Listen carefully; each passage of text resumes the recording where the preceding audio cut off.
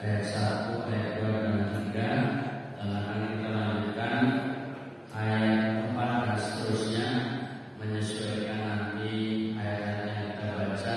Seberapa pun ayat yang kita baca akan berpahala dan juga akan mendapatkan manfaat. Amin. Kita awali sama-sama membaca surat Al-A'la dari awal lagi. Nah, paling tidak kita baca 7 ayat. A'udzu billahi minasy syaithanir rajim.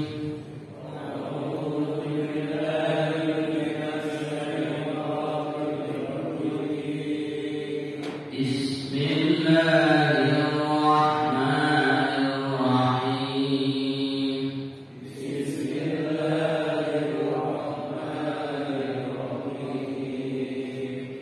Sabbih isma rabbikal a'la.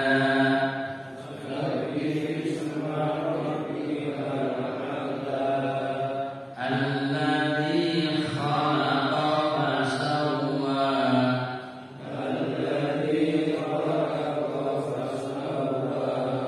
والذي قدر فهدى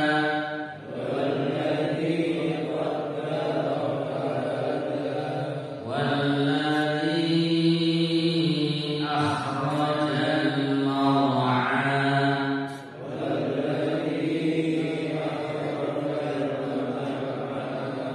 فجعله غثاء أحوى.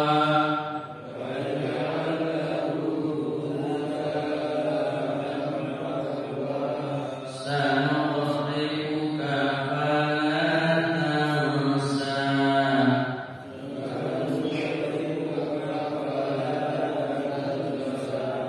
إلا ما شاء الله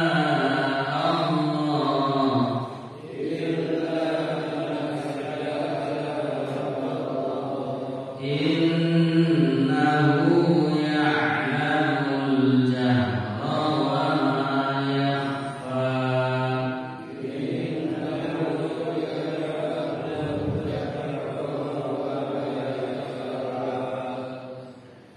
Alhamdulillah, saudara, kita baca 7 ayat.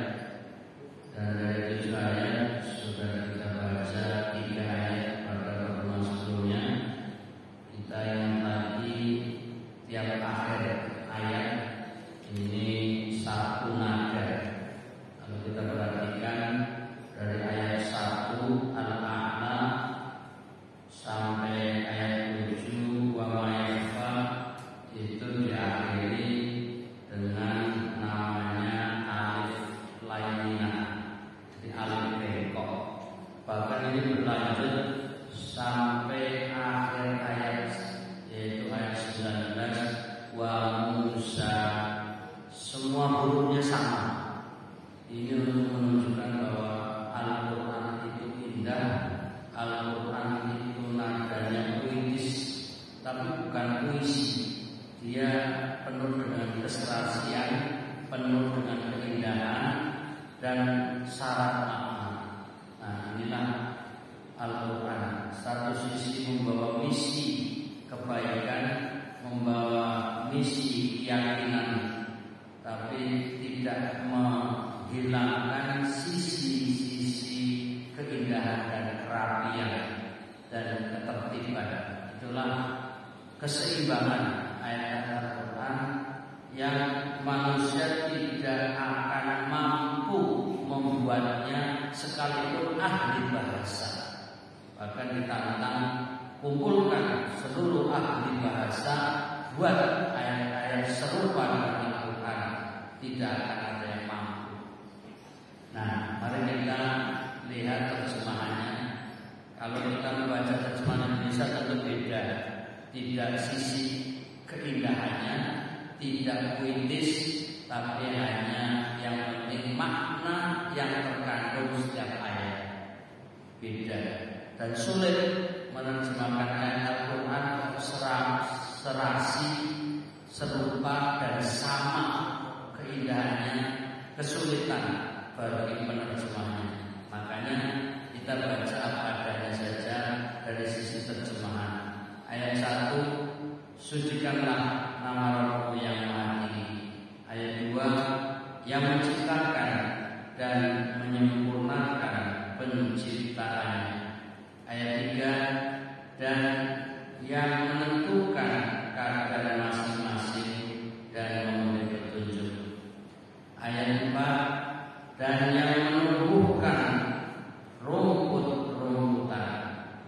Ayat 5, lalu dijadikannya rumput-rumput itu kering kehitaman-hitaman.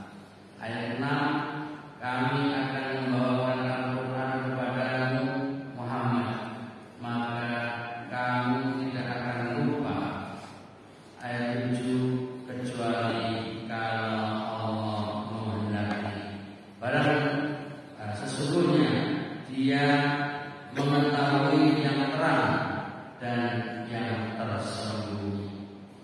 Inilah terjemahannya, dan mari kita lihat makna keseluruhan dari ayat dari halaman 185.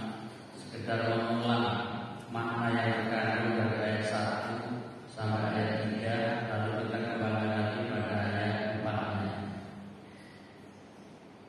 186.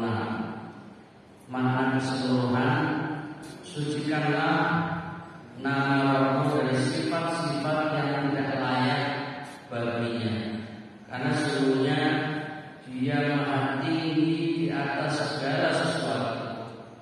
Dialah yang telah menciptakan segala sesuatu dan menjadikannya sempurna dalam ketepatan dan kerapian bentuknya. Dialah yang memastikan bagi setiap makhluk fungsi dan cara hidupnya. Lalu Dia memberinya petunjuk kepada hal-hal yang sesuai dengan bakat dan fitrahnya untuk melestarikan jenisnya. Dan Dialah yang mengeluarkan dari bumi berbagai macam tumbuh-tumbuhan yang dapat dimakan oleh hewan ternak, kemudian dijadikannya kehitam-hitaman dan kering sesudah hijau. Ini ayat 1 sampai ayat 5. Jadi itu yang terkandung di ayat 1 sampai ayat 5. Kemudian kita pindah dulu pada penjelasan dan pelajaran halaman 187. Surah ini dimulai dengan pengarahan yang ditujukan kepada manusia, yaitu agar dia memperhatikan kebesaran Allah dengan cara mengagungkannya dan mensucikannya dari segenap sifat kekurangan dan dari segenap sifat serta perbuatan yang tidak layak bagi kebesaran dan keagungannya. Pengertian inilah yang terkandung di dalam firman-Nya.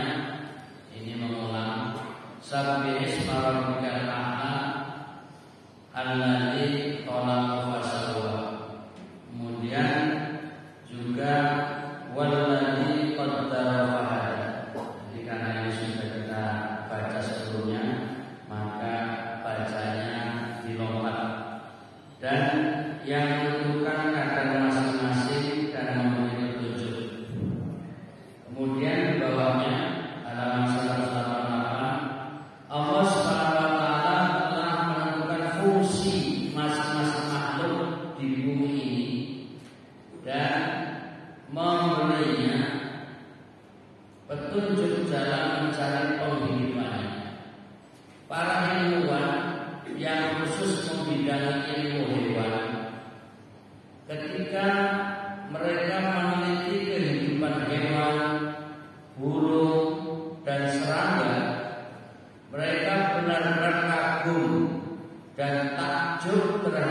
cara hidup, mempertahankan kelestarian jenisnya, membangun sarangnya, cara mengembangkan keturunannya, dan cara mengerami telur-telurnya. Semua aktivitas itu dilakukan oleh hewan-hewan tersebut dengan cara yang tidak dapat kita tafsirkan, selain bahwa hal itu berdasarkan ilham khusus yang diberikan kepadanya. Dan ilham ini disebutkan oleh Al-Quran dengan nama hidayah, yang sumbernya tiada lain dari Allah Subhanahu wa Ta'ala.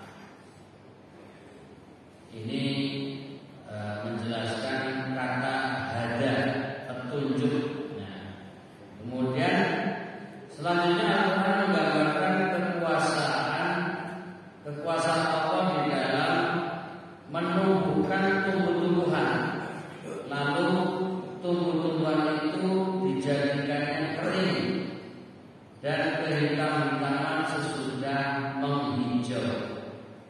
Mengenai hal itu Allah Subhanahu wa Ta'ala berfirman, "Walladzi akhrajal mar'a wa ja'alahu ghudhaan ahwa." Dan yang menumbuhkan rumput-rumputan lalu dijadikannya rumput-rumputan itu kering kehitam-hitaman. Demikianlah siklus kehidupan di dunia. Segala sesuatu berjalan menuju ke arah kemusnahannya, lalu lenyap. Sedangkan kehidupan di akhirat tidaklah demikian. Baik, sampai di sini dulu bahwa ayat-ayat Al-Quran begitu runtut. Pertama, coba kita ulang lagi dengan melihat urutan ayatnya di halaman 184, mengawali perintah bertasbih. Ayat 1, sabbih, artinya perintah Allah kepada Nabi Muhammad SAW untuk mengucapkan subhanallah. Tapi ini bukan hanya berlaku bagi Rasulullah Muhammad SAW.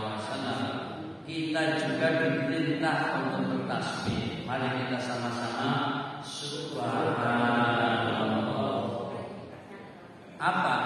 Dengan mengucapkan subhanallah ini mengesahkan Allah, mengagungkan Allah, menyadari bahwa Allah Maha Tinggi, Al-A'la, sekaligus melihat apa yang Allah ciptakan. Itu pada ayat 2 diawali tadabbur makhluk Allah.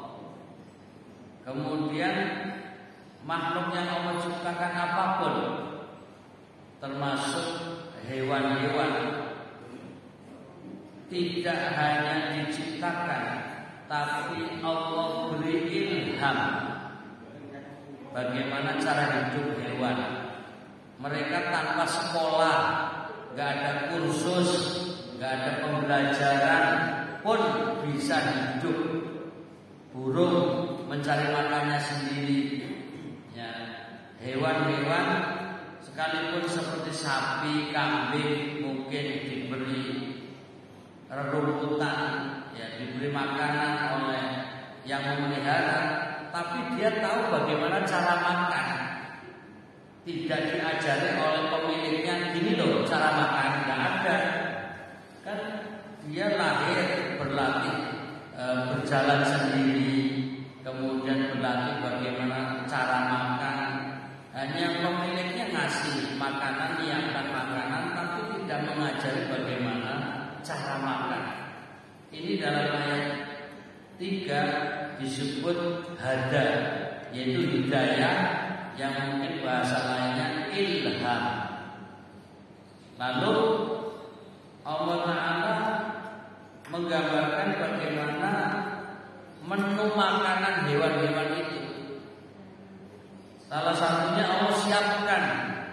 yaitu rerumputan. Makanya di ayat 4, walladzi akhrajal mar'a, dan yang menumbuhkan rumput-rumputan. Jadi Allah sedang mengurut, ya. Pujilah Allah, lihat ciptaan Allah, di antaranya makhluk itu hewan-hewan.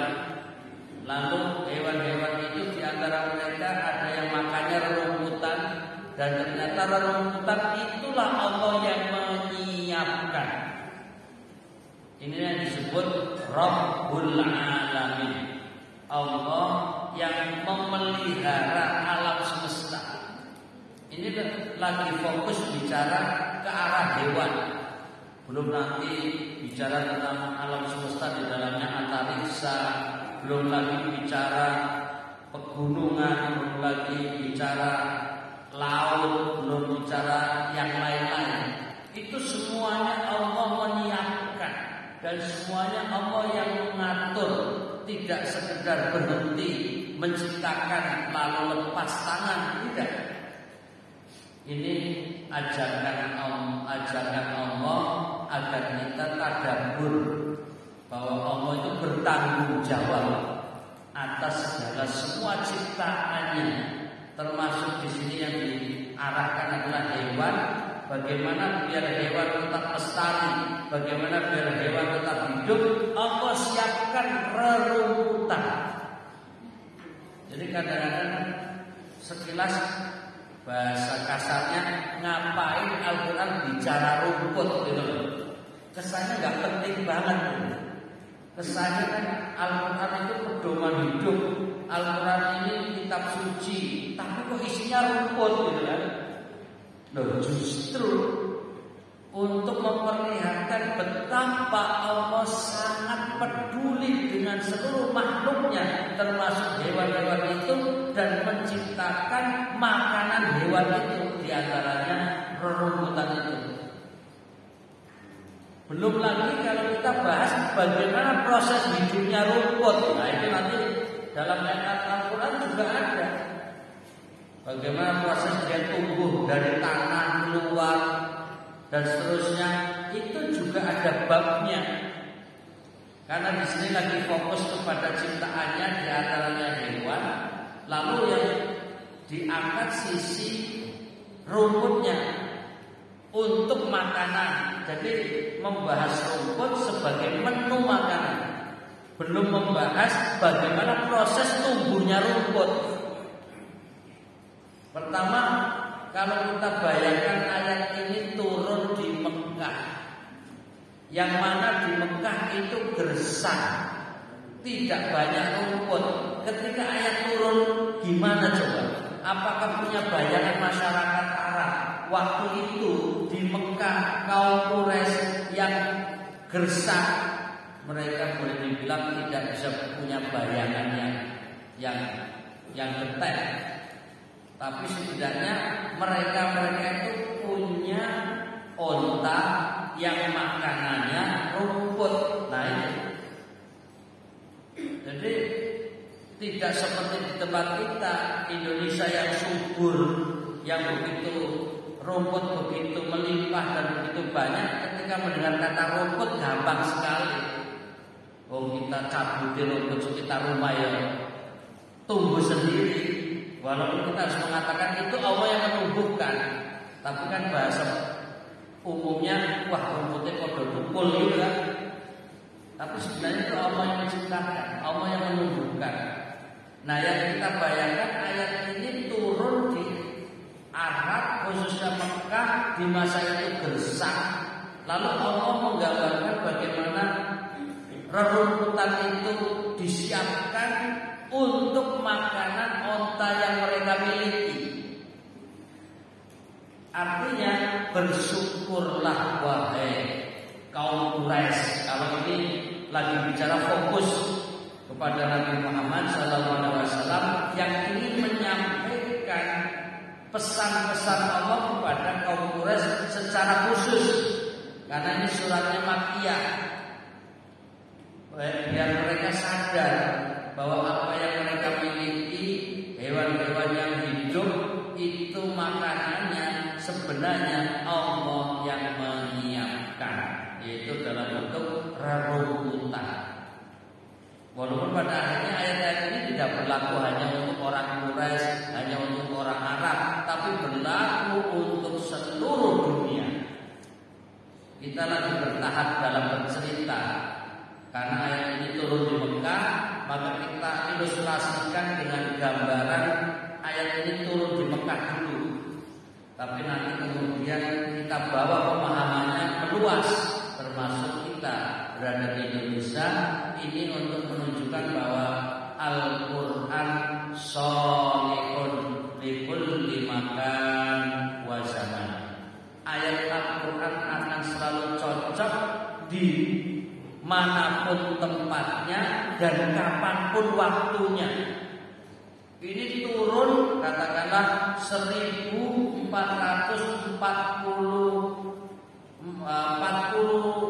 lebih ya. Jadi karena ini ayat ke-8, ini surat yang ke-8. Berarti bisa dibilang ya, kalau sekarang kan tahun 1444 Hijriah. Sementara ayat ini turun sebelum Nabi hijrah. Katakanlah tambah 6 tahun saja, berarti sekitar 1450 tahun yang lalu ayat ini turun. Sekarang kita baca sudah hampir 1500 tahun, tapi masih sangat cocok kita ungkap, kita bahas, kita baca. Itulah hebatnya Al-Quran, tidak mengalami masa usang, tidak dikatakan bahasa basi, tidak lagi dikatakan ini ayat sudah tidak berlaku. Tidak, Quran terus berlaku, dulu, sekarang, bahkan sampai yang akan datang. Kita belum ada, Quran sudah ada. Kita tiada, Quran masih tetap ada. Jadi Quran yang kita baca ini akan langgeng sepanjang masa. Nah, karenanya inilah pentingnya kita bertadabbur, memahami ayat-ayat Al-Quran yang ujung-ujungnya marilah kita mengesahkan Allah, mentauhidkan Allah. Akuilah la ilaha illallah. Jadi arahannya ke situ. Allah Maha Kuasa. Karenanya kemudian dilanjutkan pada ayat 5, wa ja'alahu ghusaan ahwa, lalu menjadikannya rumput itu kering kehitam-hitaman. Jadi dari yang tadinya rumputan warnanya hijau-hijau, dia kemudian menjadi rerumputan yang kering dan kehitam-hitaman. Ya tentu walaupun rumput kering tetap saja menjadi hal yang bermanfaat. Bahkan ada sebagian hewan yang menunya rumput dikeringkan, diolah, ya, dipotong-potong, dicampur ini dan itu, akhirnya juga menjadi menu makanan bagi hewan-hewan yang dibutuhkan. Atau sebagian rerumputan itu juga bermanfaat, mungkin untuk pembakaran, ya, untuk perapian. Ya, ini bisa saja banyak manfaatnya, tergantung bagaimana memanfaatkan yang ada. Tapi intinya Allah ingin menggambarkan bagaimana proses rumput yang asalnya hijau kemudian menjadi kering dan menghitam, itu atas kehendak Allah. Itu semua dalam pengendalian Allah. Walaupun prosesnya dengan matahari yang memanasi sehingga menjadi kering, tapi ingat, Allah juga mengendalikan matahari. Cuma ayat lain nanti ketika bicara matahari dalam genggaman, matahari dalam pengendalian. Tapi di sini langsung rumput, ya, mengering jadi hitam. ini setidaknya sekilas info bahwa rumput berubah warna itu semua kehendak Allah. Bagaimana prosesnya? Ya, itu semua dalam pengetahuan Allah. Jadi Allah juga memberi warna-warni dalam bentuk-bentuk makhluknya, termasuk bagaimana rumput yang masih segar warnanya hijau, lalu ketika mengering akhirnya warnanya hitam. Ini kalau dipikir-pikir kan punya banyak modal warna itu. Jadi sama apapun buah-buahan dari hijau nanti menguning. Ya, dan ada yang memerah, ada yang menghitam, macam-macam. Jadi warna-warni ciptaan Allah. Itulah kehendak Allah. Jadi jangan sampai kalau kita melihat apapun lepas dari tasbih subhanallah, ini semua ciptaan Allah. Kita lihat kalau di sekitar kita pisang, wah pisang tumbuh, kemudian punya batang yang mulai membesar, daunnya mulai melebar, begitu segar, lalu kemudian keluar buahnya dari kecil-kecil, kemudian nanti berubah menjadi besar, lama-lama menjadi menguning. Itu jadikan alat untuk tadabbur, meningkatkan iman kita. Pertanyaannya, kalau kita lewat pohon pisang pikir kurang loh. Kayaknya kurang ya. Paling-paling kok bisa wis matang-matang gitu kan. Ya bagus sih melihat, tapi masalahnya kaitkan. Sudahkah mengkaitkan perubahan-perubahan buah itu kepada yang menciptakan? Nah ini yang mungkin perlu kita biasakan. Setidaknya kita upayakan, atau yang belum kita latih diri kita, tiap melihat apapun menjadi media peningkatan keimanan kita. Apapun, lihat alam semesta ini, itulah sebenarnya kunci ketauhidan sebagai alat untuk meningkatkan keimanan. Tapi betapa banyak orang-orang yang mengabaikan, betapa banyak orang-orang yang tidak peduli kepada lingkungan, yang tidak meningkatkan keimanan. Jadi kira-kira seperti kita lah yang sudah sering baca Quran, sudah rajin mengaji, sudah banyak beribadah, melihat makhluk-makhluk yang ada di sekitar kita, entah itu berupa tumbuh-tumbuhan, tanaman, atau mungkin di sekitar rumah kita ada bunga-bunga, ada sedikit pepohonan, rumput-rumput. Pernah gak mikir itu adalah ciptaan Allah? Ya mungkin pernah mikir, tapi mikirnya mau sekilas. Maka kadang-kadang ini sekedar bukan menjadi panduan, tapi sekedar mikir. Mamanya ini hanya obrolan santai.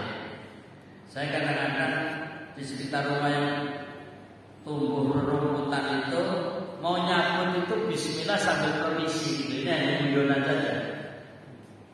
Rumput, engkau telah diciptakan Allah, kamu juga pengen hidup sebenarnya. Tapi maaf ya, saya cabut karena enggak di tempatnya ini. Ini kayak orang gila sebenarnya. Tapi ini untuk menunjukkan bahwa kita ingat ini rumput ciptaan Allah dan dia pengen hidup. Kita kan nggak pernah mikir kalau dia juga pengen hidup. Rumput ketika tumbuh dimanapun memang kehendak Allah dan dia juga pengen hidup. Tapi kita manusia kan merasa ini kok rumput tumbuhnya di sini, itu rampas gitu kan. Biarkan kita cabut. Ya kita cabut. Ketika kita mencabut pakai bismillah dan permisi kurang loh maksudnya. Ini tentu kan bukan panduan, tapi saya cerita santai. Makanya kadang bismillahirrahmanirrahim, ya Allah telah menciptakan rumput ini. Ini rumput sebenarnya pengen hidup, tapi maaf ya rumput saya ambil ya. Bismillahirrahmanirrahim, cabut. Bismillahirrahmanirrahim. Ini kalau yang dengarkan orang waras pula pernah nggak Bapak Ibu kira-kira ketika mau nyabut rumput pakai permisi? Orang-orang mikir. Tapi sebenarnya rumput itu pengen hidup nggak sebenarnya? Ya pengen, dia kan makhluk Allah. Kemudian siapa yang menciptakan? Allah. Tapi ketika kita nyabut, kita tuh merasa hebat. Allah suka ngopoy betul-betul malah kesel Pak. Kok marah sama ciptaan Allah? Gitu kan? Ini namanya kita kurang tadabbur. Coba deh sekali-kali kapan-kapan kalau mau nyabut rumput permisi deh. Mau dianggap waras atau enggak waras, tapi ini tujuannya tadabbur. Ini baru bicara sama rumput, belum sama yang lain. Jadi untuk menggambarkan betapa ya, makhluk-makhluk Allah itu dalam perlindungan Allah. Rumput-rumput itu sekalipun di bawah itu juga dalam pantauan Allah. Ya sama ketika Nabi Sulaiman alaihissalam mau lewat, tahu-tahu ada semut. Nah, kalau kita lewat mikir gak ada semut di depan kita? Gak pernah mikir. Nabi Sulaiman karena dianugerahi Allah sebuah mukjizat yang mampu mendengar bahasa semut, itu semut pada ribut. Awas, awas, awas, pinggir-pinggir, ada pasukan Sulaiman. Ayo masuk-masuk coba. Akhirnya Sulaiman stop pasukan biar semut-semut itu jalan masuk kepada rumah mereka. Coba, itu namanya tadabbur makhluk Allah ya, karena memang punya kelebihan mendengar. Nah kalau kita nikmatnya nggak dengar, jadi jalan aman gitu. Tapi kalau sebenarnya kita sadar dan kita tahu jalan menginjak semut, itu harusnya kita merasa berdosa loh. Karena sesungguhnya membunuh semut itu diharamkan. Tapi kita seringkali ada semut ya emosi gitu. Apalagi semut nempel di badan, dingin lagi ya. Gak pernah kita berpikir semut itu ketika menggigit kita sebenarnya bela diri. Loh kok bela diri? Karena tangan kita gerak, dia terjepit, dia ingin melepaskan dengan cara menggigit. Tapi kita kan emosi, ini semut kurang aja. Malah marah-marah sama semut. Karena kira-kira kita kurang diajari untuk berpikir semut itu ya pengen hidup seperti kita pengen hidup, tapi memang lagi lewat. Begitu lewat tangan kita gerak, maka dia terjepit, maka otomatis caranya dia menjaga diri, bela diri. Gigit itu ingin menyelamatkan, biar ketika kita sakit kita melepas, dia lompat. Makanya sekali-kali kalau ada semut gigit, ingat ada ojek, kita bawa lewat mana loh? Dianggap panas orang ya. Tapi kalau kita mau bertadabbur itu baik sebenarnya. Tapi itu kembali lagi betapa banyak kita kurang bertadabbur. Yang makhluk-makhluk di sekitar kita saja, gak usah yang besar-besar dulu. Baru semut, rumput, tanaman-tanaman yang ada di sekitar kita, setidaknya kita ajak bicara untuk media bahwa kita sadar ini ciptaan Allah. Dengan itu meningkatkan keimanan kita. Jadi tidak ada apapun di dunia ini, di alam semesta ini lepas dari kontrol Allah. Maka jangan lupa mencabut rumput itu sepengetahuan Allah. Dan rumput itu Allah yang menumbuhkan. Rumput itu pengen hidup.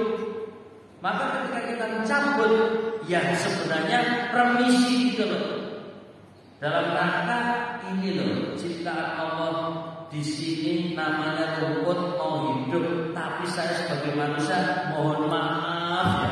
Coba kamu tumbuhnya tidak di sini, nggak saya cabut deh. Tapi kan dia juga bisa bilang, aku juga tumbuhnya bukan kehendakku. Ya sudah. Kalau dibahas edan-edan terus. Tapi ini dalam rangka mengkaji tadabbur. Ini bukan berarti nggak boleh nyabut rumput lah. Ini bukan berarti kita dianggap aneh-aneh tidak. Tapi maksudnya ayat ini lagi mengajak kita Allah yang memproses pertumbuhan itu, Allah yang memproses mengeringkan, Allah yang memproses mewarnai dari hijau menjadi hitam. Jadi kata kuncinya bahwa segala makhluk dalam pengendalian Allah. Maka dengan itu kita sadar dimanapun kita berada, kita pun sedang dalam kontrol Allah. Sampai pagi ini ngantuk itu dalam kontrol Allah. Bahkan sudah selesai ya. Ngantuk, lanjutkan, Allah Maha Tahu.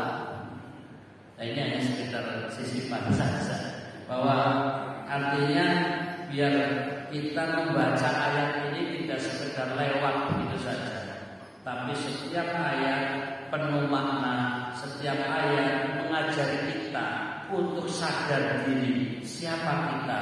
Kita adalah makhluk Allah dan alam semesta di sekitarnya juga makhluk Allah. Kita harus hablun, ya, berhubungan sesama makhluk, bukan saja hablun minan nas. Kalau yang paling populer kan hablum minan nas, hubungan sesama manusia, hablum minallah, hubungan kepada Allah. Tapi sebenarnya kita juga ada hablum minal makhlukat, jadi hubungan sesama makhluk-makhluk Allah lainnya. Baik itu berupa hewan, baik itu berupa tanaman, bahkan benda-benda mati seperti batu, jangan dipikir juga bukan ciptaan Allah. Kita tidak banyak berpikir bahwa batu-batu yang ada, batu-batu yang kita lihat, batu-batu yang kita pegang, itu juga semua ciptaan Allah. Sekalipun dia benda mati, bahasa kita benda mati, tapi dia adalah makhluk yang diciptakan Allah. Tapi jarang kita berpikir mau megang batu lalu mikir betapa hebatnya Allah menciptakan batu yang kuat seperti ini. Jarang ya. Karena yaitu tadi kurang tadabbur. Padahal apapun ini adalah ciptaan Allah. Maka ayat-ayat ini sebatas pada tadabbur kaitannya dengan Allah menciptakan makhluknya, lalu khususnya pada hewan-hewan diberi hidayah, maksudnya ilham, lalu Allah siapkan menu makanannya berupa rumput-rumputan itu. Jadi sebenarnya masih spesifik pada makhluk dengan menunya rumput. Yang kemudian kita baca selanjutnya pada halaman 187 dulu. Ya, ini sebenarnya ayat selanjutnya yang berkaitan dengan ayat 6 dan ayat 7, yaitu Al-Quran. Ya. Kami akan membacakan kepada Muhammad Al-Quran, halaman 187 ayat 2. Kami akan membacakan kepada Muhammad Al-Quran melalui lisan malaikat Jibril, lalu kamu dapat menghafalnya dan tidak akan melupakannya kecuali apa-apa yang dikehendaki Allah. Kamu harus melupakannya. Allah yang Maha Suci mengetahui apa yang dilakukan terang-terangan oleh manusia dan apa yang disembunyikan olehnya berupa perkataan dan perbuatan-perbuatan. Jadi ini keterangan untuk dua ayat, yaitu tentang Al-Quran dan prosesi Al-Quran turun. Nabi hafal tapi bisa lupa, dan lupa itu kehendak Allah. Tapi pesannya fala tansa, maka kamu tidak lupa. Lalu digambarkan pada ayat 7, illa masya Allah, kecuali kalau Allah menghendaki. Jadi kalau Nabi Muhammad menerima wahyu tidak lupa. Kalaupun ada yang lupa, itu bukan kehendaknya, tapi kehendak Allah. Dan itu tidak lupa sama sekali. Jadi begitu dapat wahyu maka langsung hafal. tanpa catatan, tanpa buku, tanpa tulisan di hadapannya. Karena Nabi sekalipun ada tulisan diberi istilah ummiyun, tidak bisa membaca, tidak bisa menulis. Ini bukan aib, ini bukan kekurangan, justru ini kelebihan. Kok bisa? Karena Nabi yang tidak bisa membaca, Nabi yang tidak bisa menulis, tapi mendapatkan kata-kata yang begitu indah berupa Al-Quran, dan jumlahnya sangat banyak dan penuh makna.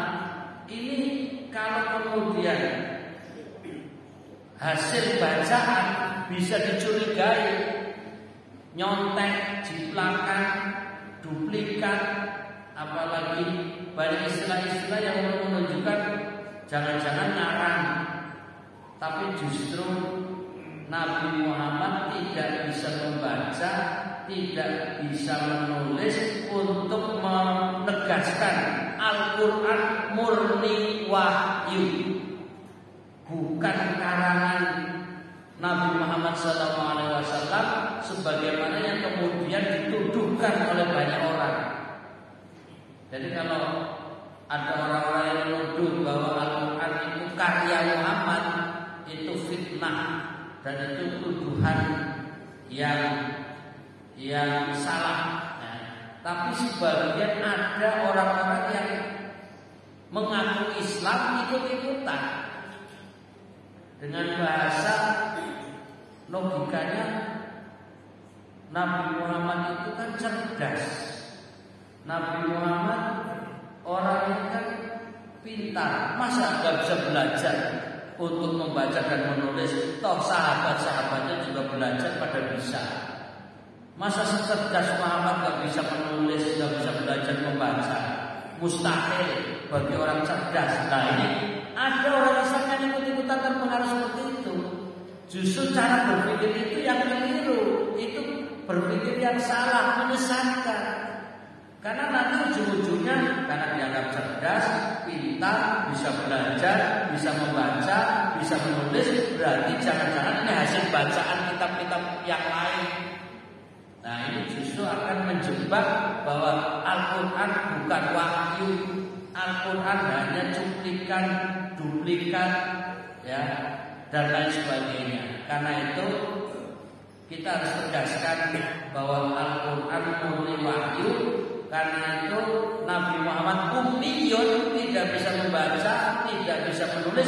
Itu justru kelebihan seorang Nabi Muhammad SAW untuk membuktikan Al-Quran murni wahyu. Makanya Nabi Muhammad murni menghafal, tidak menulis, tidak membaca. Begitu dapat wahyu, hafal. Nah seperti saya, lupanya lebih banyak daripada ingatnya. Ya kan? Sudah baca lupa lagi, sudah hafal banyak yang lupa. Biar tidak lupa, nggak usah menghafal gitu kan? Nah, ini kan otaknya gantung mau bela diri.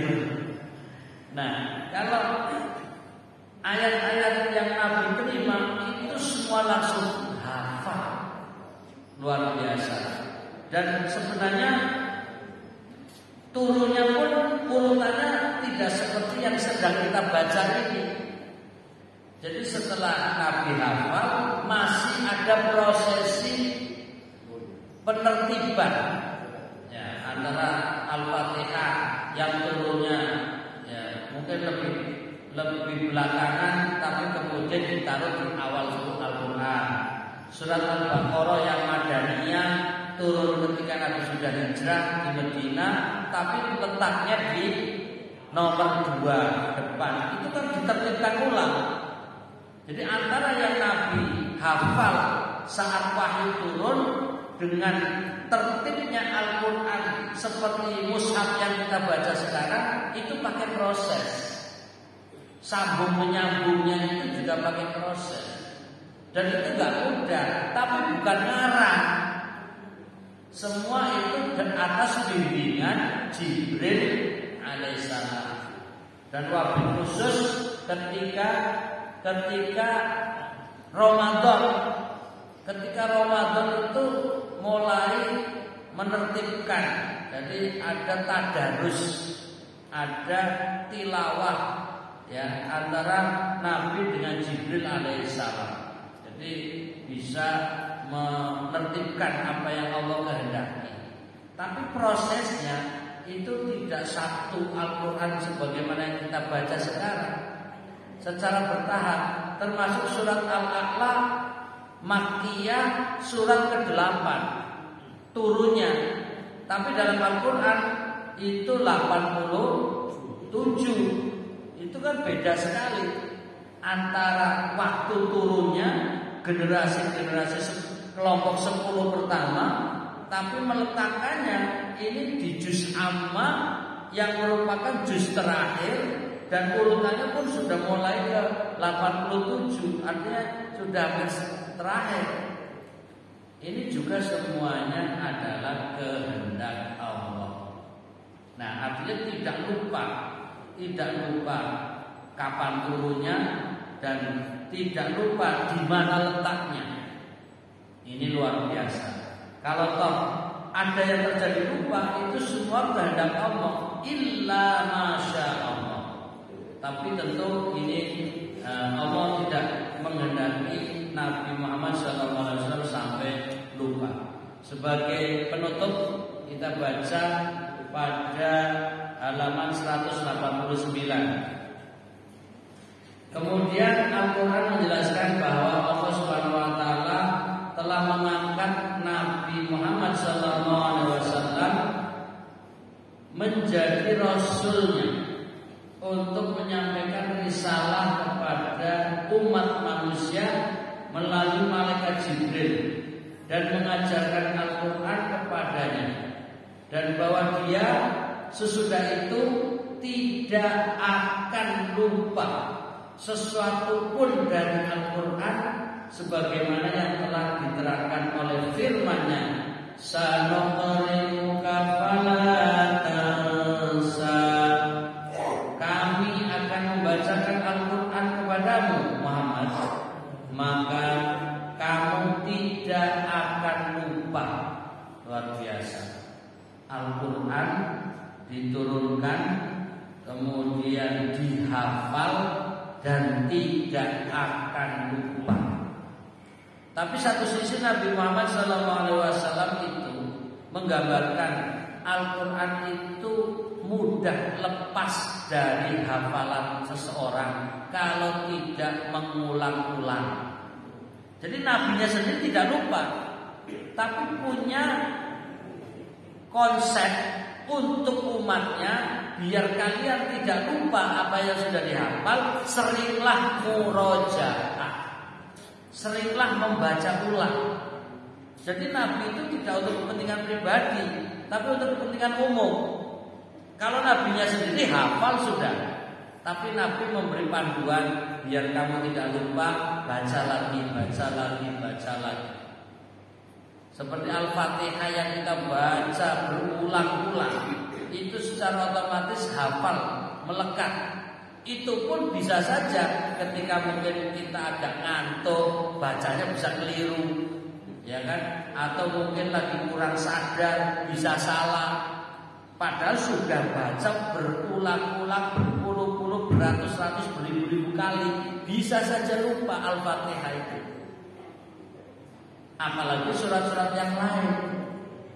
Nah, artinya mesti kita harus baca dan baca, tilawah dan tilawah, hafal dan hafal, murojaah dan murojaah tanpa henti. Nah, ini kemudian dilanjutkan bahwa Allah Subhanahu wa Ta'ala mengukuhkan hal ini melalui firman selanjutnya, yaitu illa masya Allah innahu ya'lamul jahra wa ma yakhfa. Di halaman 189 bagian akhir, kecuali kalau Allah menghendaki, sesungguhnya Dia mengetahui yang terang dan yang tersembunyi. Allah Subhanahu wa taala bermaksud untuk menjelaskan nikmat yang telah diberikannya kepadanya, dan bahwa Al-Quran yang tidak dilupakannya itu barang sedikit pun sesungguhnya merupakan karunia dan kebaikan Allah kepadanya. Dia Maha mengetahui perkataan dan perbuatan yang dilakukan terang-terangan oleh manusia. Dia pun Maha mengetahui perkataan dan perbuatan yang mereka sembunyikan. Alhamdulillah, kita baca 7 ayat dari surat Al-A'la. Tolong ingat-ingat, nanti bantu ya. Kalau Nabi Muhammad tidak lupa, kalau kita sering lupa, makanya tolong dibatasi nanti halaman 190 ya. Kita selesai 7 ayat, insya Allah pada pertemuan yang akan datang ayat 8 dan seterusnya. Mudah-mudahan sehat selalu, berjumpa kembali dalam keadaan iman Islam, dalam keadaan sehat walafiat, tetap semangat. Amin ya rabbal alamin. Mohon maaf lahir batin. Aku qouli hadza astaghfirullah wa lakum. Subhanakallahumma wa bihamdika asyhadu an la ilaha illa anta astaghfiruka wa atubu ilaik. Assalamualaikum warahmatullahi wabarakatuh.